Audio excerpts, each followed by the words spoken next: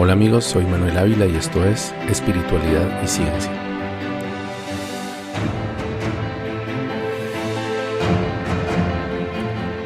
Les conté por allá en el episodio 7, que se llamaba Embrujo, sobre la época en que viví en Santa Marta, una pequeña ciudad al lado del Mar Caribe.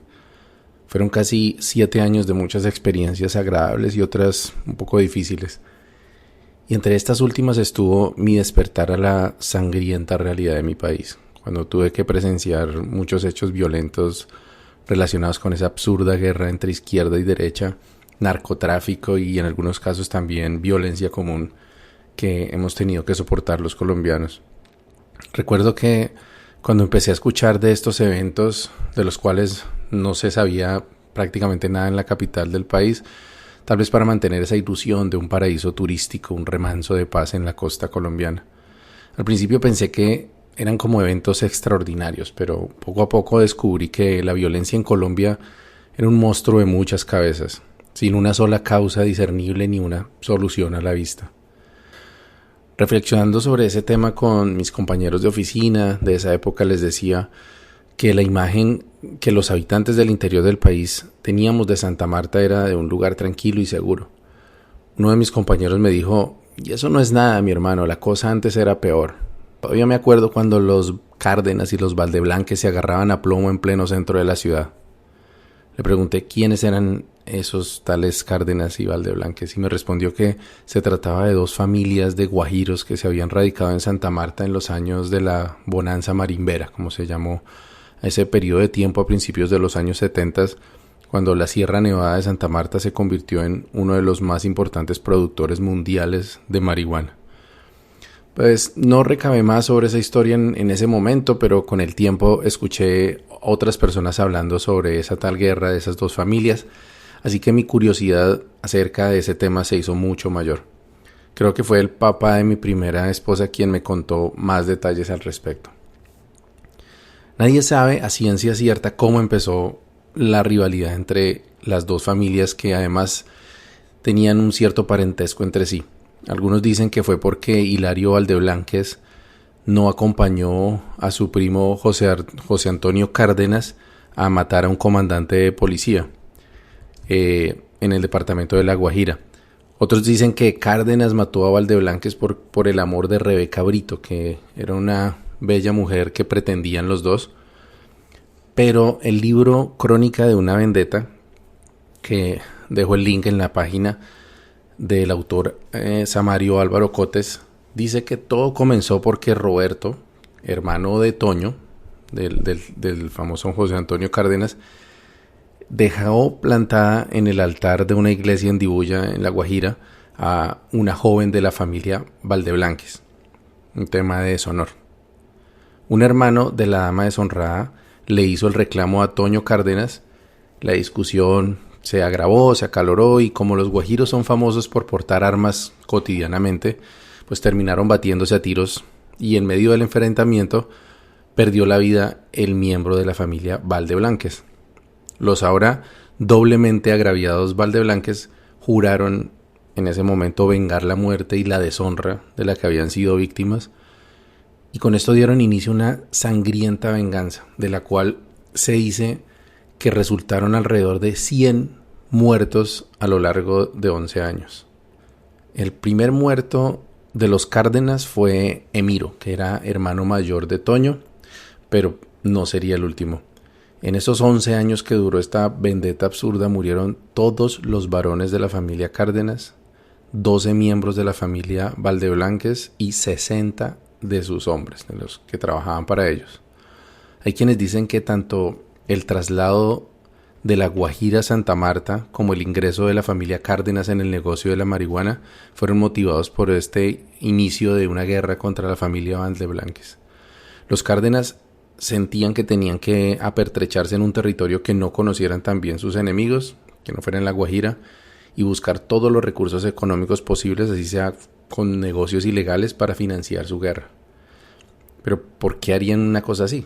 Bueno, pues resulta que en La Guajira tienen un dicho que dice: los favores se marcan en la arena, pero las ofensas se graban en piedra. Alguna vez escuché que los guajiros no solo cobran la ofensa, a quien los ofendió, sino a sus descendientes hasta 3 generaciones más adelante. Cuando escuché ese aforismo pensé que eso era una hipérbole, por supuesto, pero esta historia que les estoy contando me demostró que era más bien ajustado a la realidad. El 11 de abril de 1989 murió acribillado en Santa Marta un niño de 13 años que esperaba el bus para ir a su colegio. Se trataba de Nelson Cárdenas, hijo de Toño Cárdenas, de quien hablamos hace un momento, y su prima Libertad Cárdenas. Los periódicos de la ciudad reportaron el asesinato como la muerte del último Cárdenas. Para ese momento, la venganza de los Valdeblanques ya había acabado con todos los demás varones de su familia, y las mujeres Cárdenas, que sabían que su muchachito sería el próximo, ya lo tenían claro, pues no creían que sus enemigos fueran a ser capaces de matar a un niño, que por lo menos lo dejarían crecer. Hasta donde logré indagar, Nelson fue efectivamente el último muerto de esa guerra, entre comillas, por el honor. Aunque la tranquilidad nunca llegó a esas adoloridas mujeres, ya que algunas de ellas llevaban en sus vientres nuevos descendientes de los ofensores de Marras. Los Cárdenas perdieron la guerra, entre otras porque nunca fueron tan disciplinados y tan buenos estrategas como los Valdeblanques, pero además porque fueron los primeros en quebrantar ese tenue código de honor de las afrentas guajiras, además de agravar la deshonra de la novia abandonada con el asesinato de su hermano. Los Cárdenas mataron a algunas mujeres del clan Valdeblanques, algo que se consideraba como deshonroso. Fue tal vez por esta razón que se frustró el único intento de acordar la paz entre esas dos familias, cuando el propio Roberto, que fue quien cometió la primera ofensa, abandonando a la muchacha Valdeblanques, aceptó la intermediación de un amigo común para llegar a un acuerdo con los Valdeblanques. Esto fue en mayo de 1974, en una casa de Santa Marta, propiedad del intermediario, quien además era un reconocido traficante de la ciudad.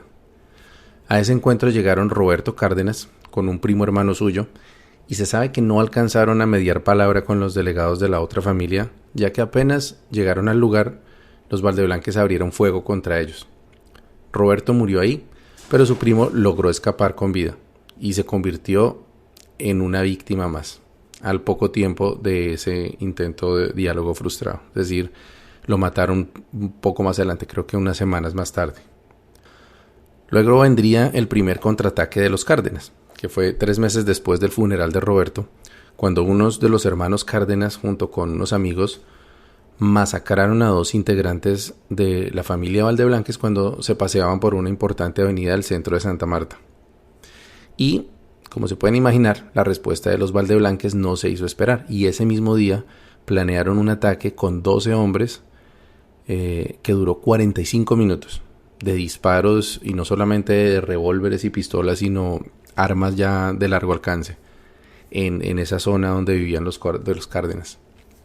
En ese tiroteo, que fue el más largo que se tiene registro de esa guerra, no murió ningún Cárdenas, ni tampoco ningún Valdeblanques, pero sí un muchacho que por mala suerte preciso había ido ese día a visitar a alguien de esta familia, y pues fue el único que murió. Se convirtió en la segunda víctima inocente, pues que no tenía nada que ver con el problema, por estar en el lugar equivocado. Una de las tantas tristes anécdotas de esos años fue que los Valdeblanques fueron los primeros en utilizar los famosos carros bomba, con los que Pablo Escobar aterrorizaría al país años más tarde. En ese atentado, por cierto, tampoco murió ninguno de los Cárdenas, pero sí las 2 personas que habían contratado para llevar el carro bomba a su destino y un transeúnte, o sea que seguían cayendo además víctimas inocentes. Este hecho además convirtió la vendetta en noticia nacional e incluso internacional, y motivó a la entonces alcaldesa de Santa Marta a ordenar a las 2 familias abandonar la ciudad. Destierro. Los Valdeblanques acataron la orden y se mudaron a la ciudad de Barranquilla, que queda muy cerca de Santa Marta. Pero los Cárdenas demandaron la ordenanza, pues porque estaban violando su derecho fundamental de movilidad dentro del país, y pudieron permanecer en la ciudad. Algunos dicen que se fueron a vivir a Fundación, pero la verdad es que ellos nunca se fueron del todo. De cualquier forma, la guerra continuó y siguieron cayendo miembros de ambas familias. Muchos de los empleados que trabajaban para las 2 familias también murieron, y varias víctimas civiles. Los Valdeblanques preparaban sus ataques desde Barranquilla, enviaban sicarios para que los llevaran a cabo, pero aún así, y 10 años después de haber iniciado esas confrontaciones, Toño Cárdenas, que fue el que empezó también los primeros movimientos de esa guerra, seguía todavía con vida. Creo que ya se había salvado como de 3 atentados fuertes. Y esa suerte pues no le duraría mucho más, ya que la matanza uno a uno de sus hermanos, primos, amigos, también significó el declive en las actividades ilícitas de la familia, que ya no tenían la misma cantidad de personal para dedicarse a ellas, y por lo tanto en su fuente de recursos. Los Valdeblanques, en cambio, se fortalecían cada vez más con negocios tanto ilícitos como legales, así que no dudaron en arreciar su venganza cuando se enteraron de la vulnerabilidad financiera y de la decadencia de Toño y también del patriarca de la familia, que eran los que quedaban vivos prácticamente. A ellos se les veía cada vez más descuidados con su seguridad y más entregados al trago y a la parranda. Toño fue acribillado en la entrada de su casa, ultimado por un teniente de la policía que había sido amigo suyo años atrás y que los Valdeblanques habían comprado, lo habían corrompido para que se pasara a su lado y que traicionara a Toño, y ya con esto cobrar por fin la deuda de sangre que había evadido tanto tiempo. Su hijo Nelson, de quien hablamos hace un momento, pues fue quien tuvo la difícil tarea de sellar o de terminar esa cruel venganza, con lo cual terminó la guerra entre estas dos familias y Santa Marta respiró nuevamente con la esperanza de recuperar la paz de antaño. Esta esperanza lamentablemente sería solo una ilusión, porque poco después empezó la nueva guerra cuando llegaron del interior los capos de la droga a sembrar coca en la Sierra Nevada. Ya se había acabado la bonanza marimbera y empezaron a formar los primeros ejércitos paramilitares que se conocían como los chamizos, para defenderse de los grupos guerrilleros, principalmente el ELN, que habían llegado a la zona atraídos pues por la bonanza marimbera precisamente, decididos a no quedarse atrás ahora con la nueva bonanza cocalera. Esta historia tiene muchos aspectos que vale la pena analizar. ¿Qué mueve a una familia completa a declarar una guerra por una causa tan absurda como un lío de faldas o un deshonor? O vengar una muerte matando mujeres, niños inocentes. Parece muy loco, parece increíble, pero hay varios ejemplos de esto en la historia. Tal vez el más famoso es el de la batalla de Troya, que se dice que fue por el amor de la bella Helena, raptada por París, príncipe de Troya, de las manos de Menelao, el hermano del rey Agamenón de Argos.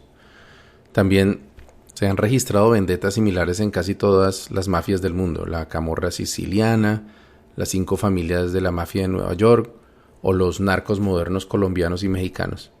Sin embargo, resulta difícil de creer que 2 familias que apenas empezaban con sus negocios ilegales hayan sostenido semejante guerra durante tantos años. Es en parte la triste realidad de mi país, Colombia, donde la violencia se ha normalizado y nos hemos pasado de guerra en guerra durante 200 años sin encontrar nunca una solución definitiva. Incluso hoy en día, 4 años después de celebrar la firma de los acuerdos de paz entre el gobierno y la guerrilla más antigua del mundo, estamos presenciando nuevamente en Colombia el regreso de las masacres, el exterminio de los rivales políticos y el imperio del miedo instaurado por bandas criminales y narcotraficantes.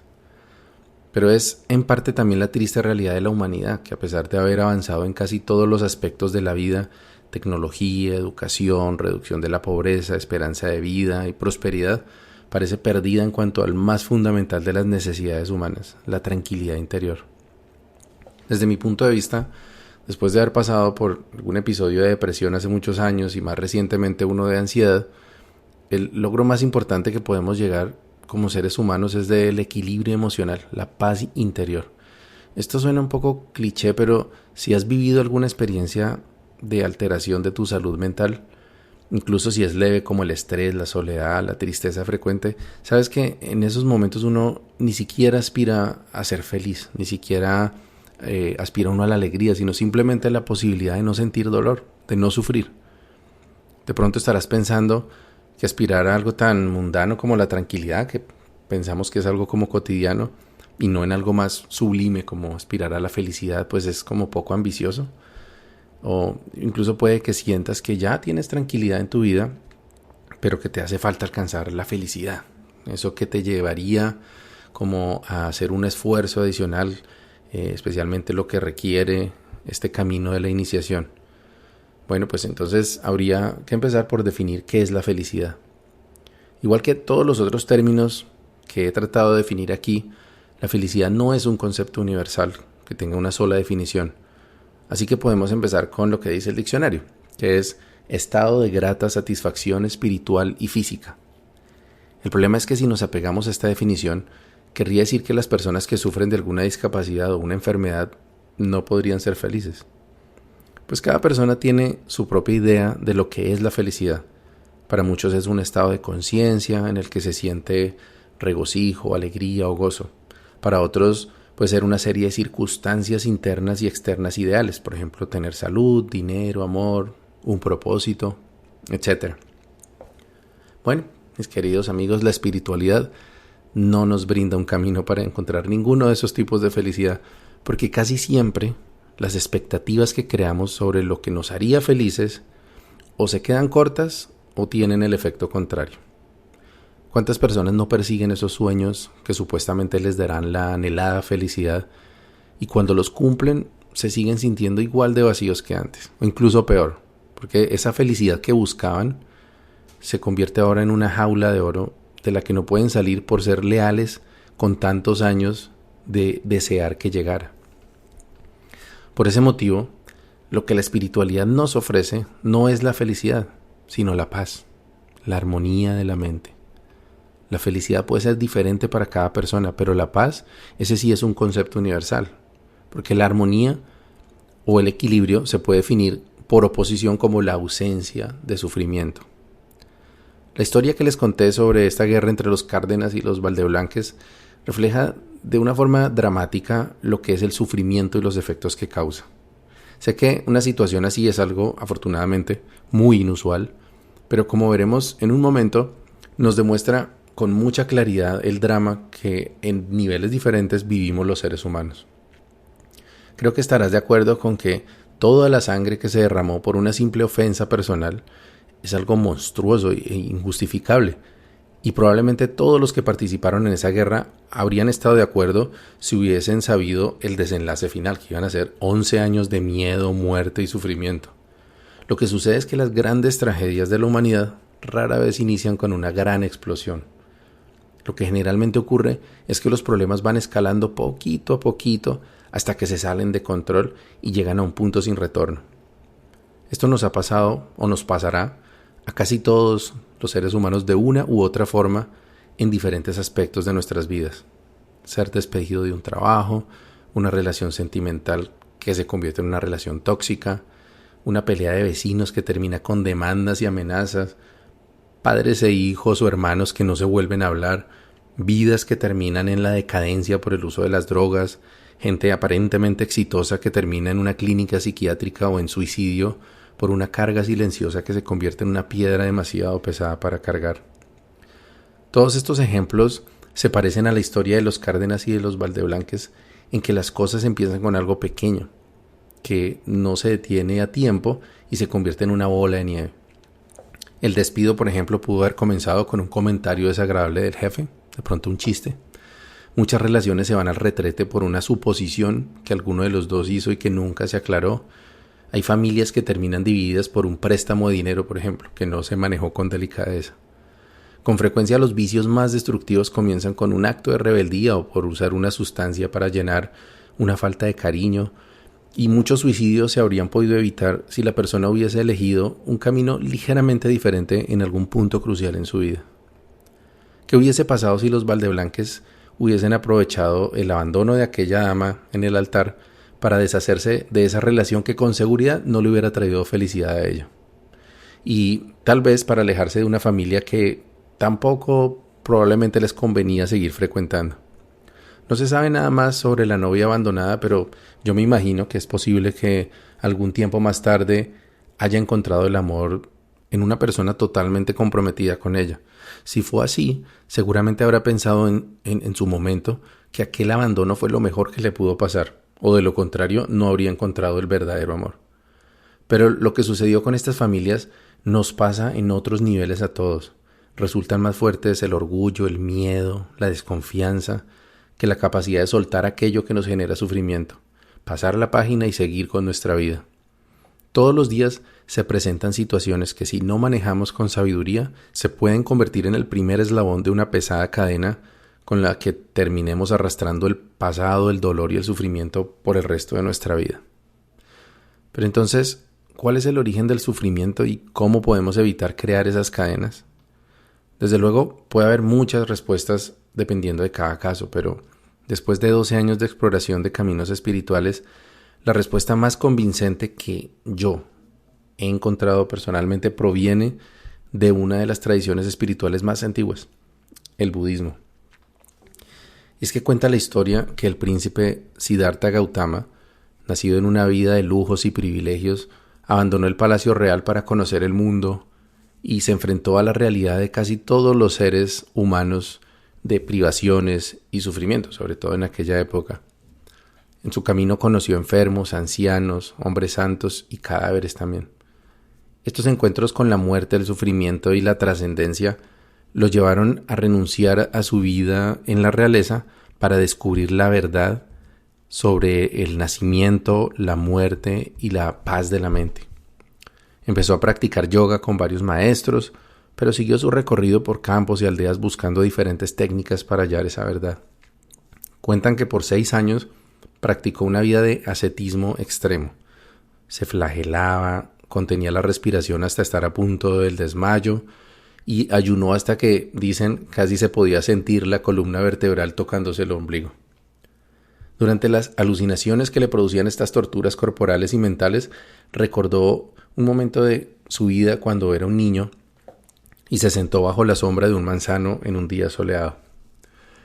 Dice que fue la primera vez que sintió un estado de completa calma y que tuvo una experiencia espontánea de lo que en la época llamaban dhyana, que significa estado profundo de absorción meditativa.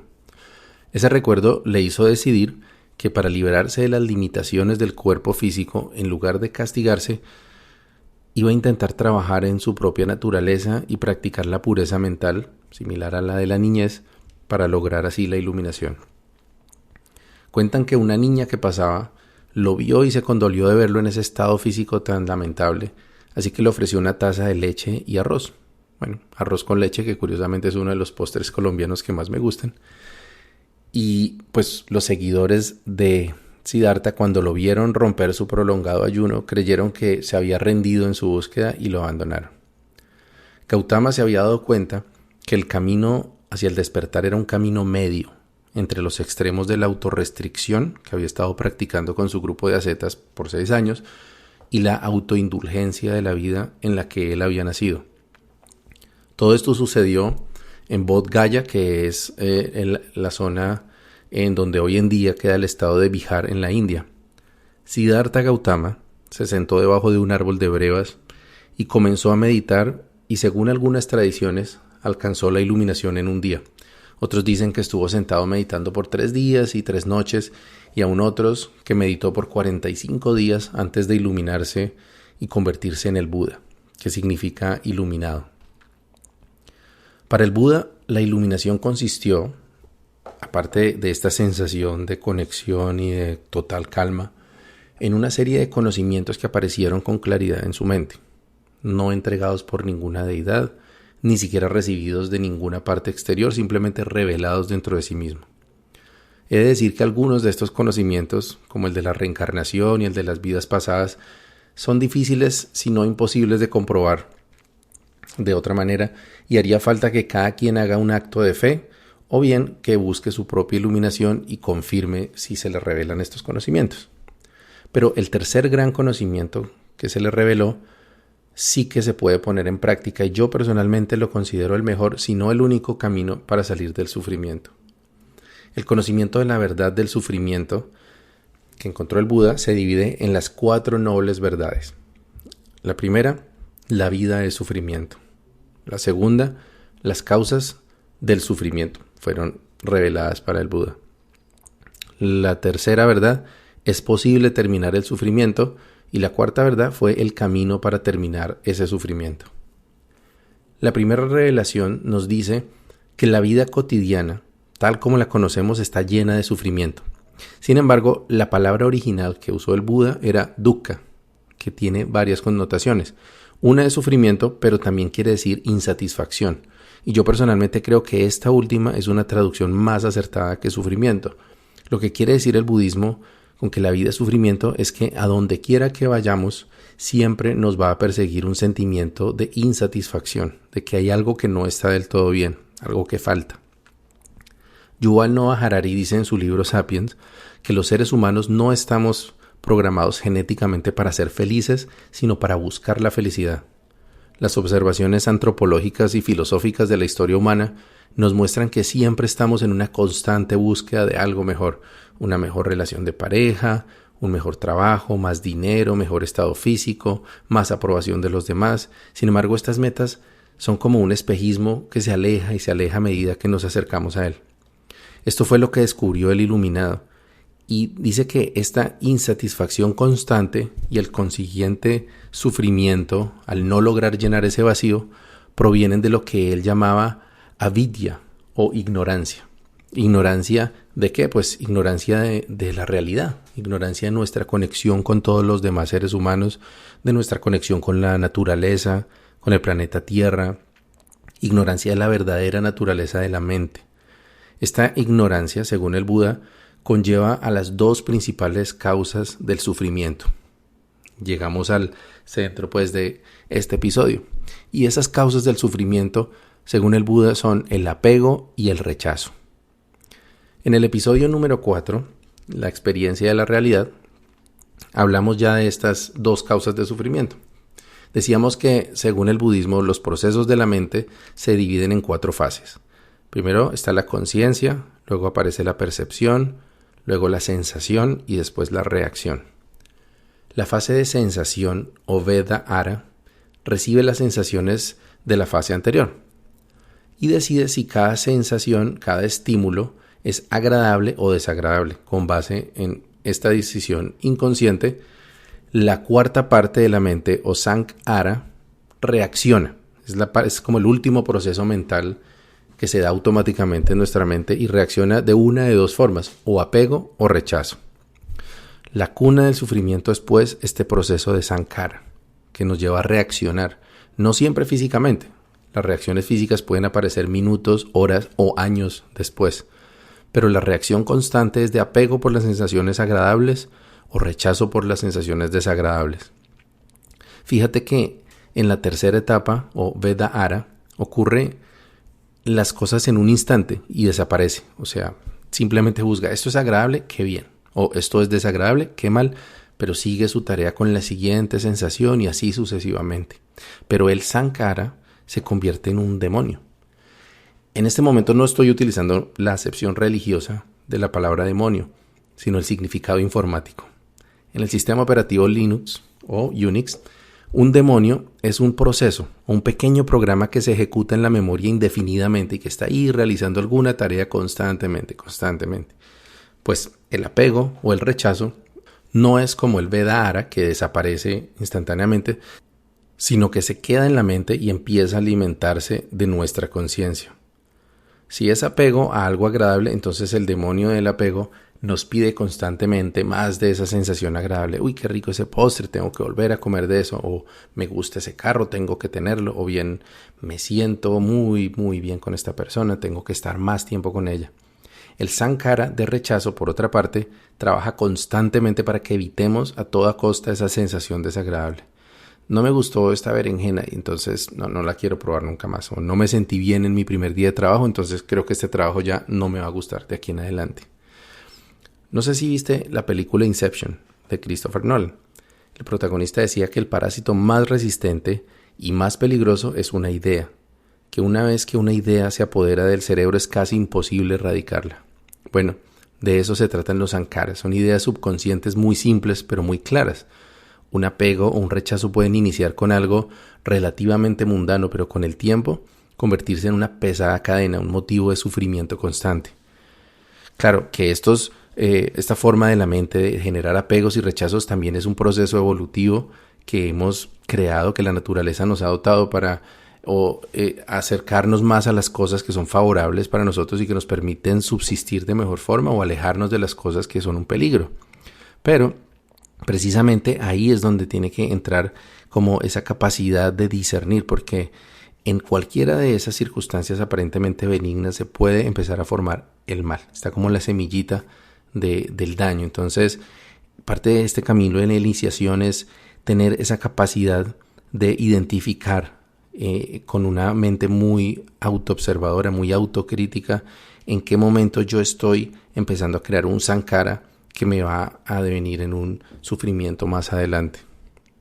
Para las familias guajiras de nuestra historia del comienzo, el apego a un código de honor tradicional, pero totalmente inútil y destructivo, y el rechazo a la sensación de humillación o de miedo por la venganza del contraparte, convirtió un desamor como el que tantos hemos tenido que vivir en una pesadilla para toda una ciudad por 11 años.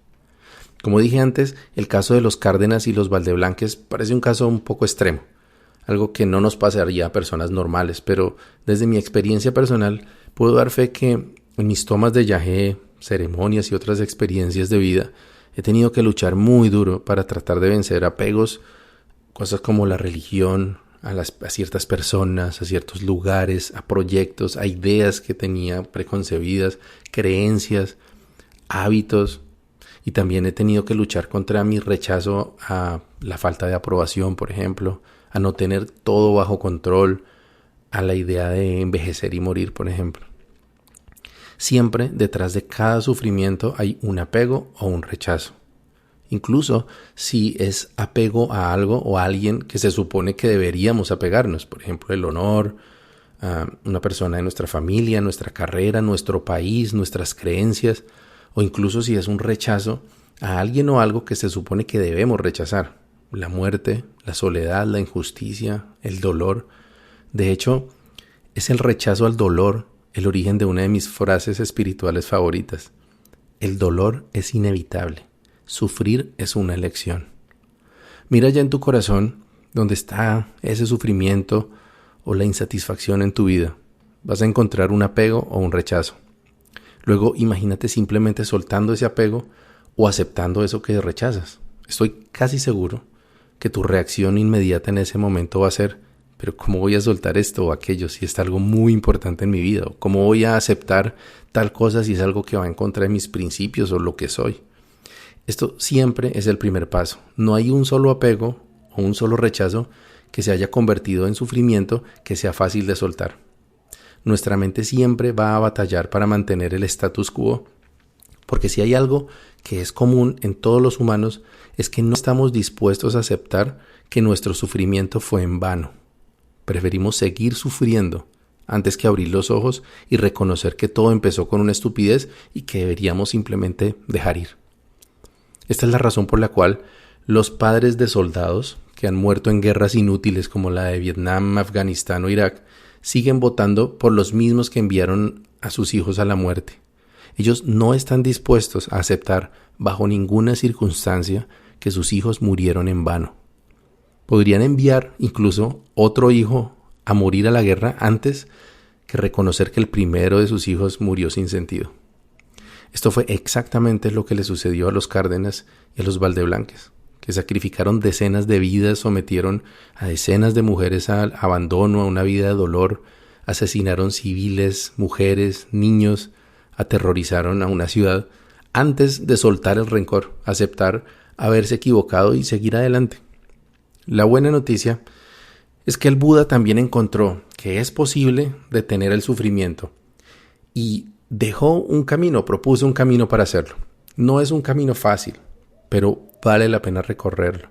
Y los beneficios pueden salvar vidas, no solo en el presente, sino en muchas generaciones por venir, porque esto puede tener un impacto global. Así de importante es este mensaje.